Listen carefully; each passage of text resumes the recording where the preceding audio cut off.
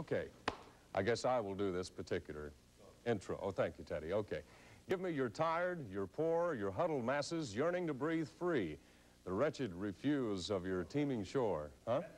Did I say refuse? Refuse, okay. Well, see, you were supposed to do this, Ted.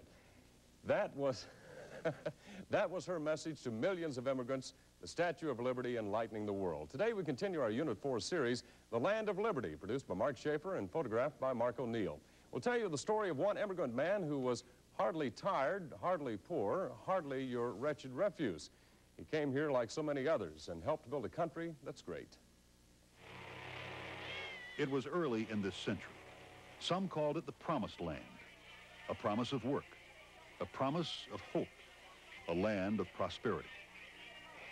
From 1892 to 1924, more than 12 million immigrants came to America, sailed into New York Harbor from countries far away.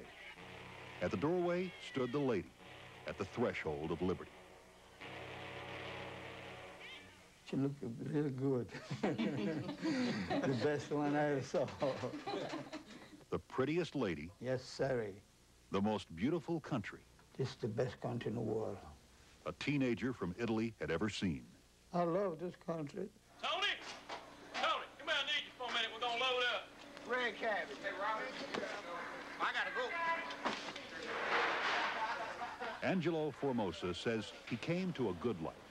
Says he found it in Nashville, in tomatoes and beans. Give me 165, so a 10-pound of bananas, too. Formosa's motto was, "We feed Nashville."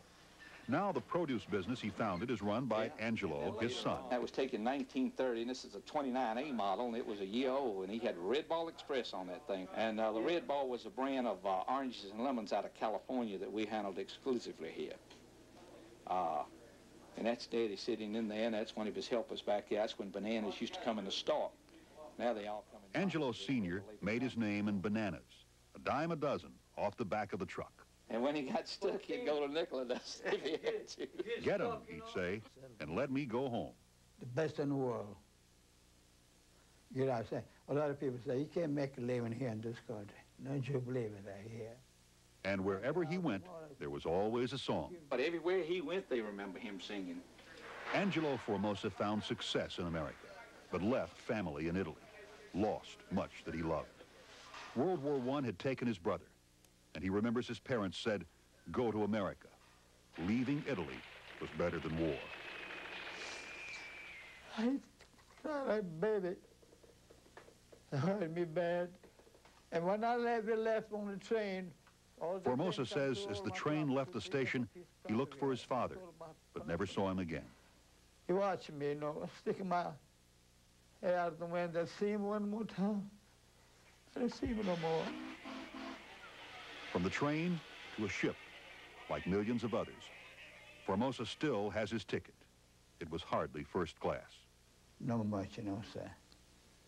I sleep downstairs with the lemons. $500 of lemons. How many? $500. Messina lemons. You ever see Messina lemons? You know anything about Messina lemons? The finest in the world. From lemons to liberty, his ship had come in. First stop in America was New York's Ellis Island, 17 April 1915. Formosa passed his inspections and headed for Nashville, where he found what he loved in America best. The best thing I found was my wife. The Formosas were married 64 years, raised a family, built a business, built a life over here. Because it's a good country, good wife, a good business, and hard working. That's a good life for me.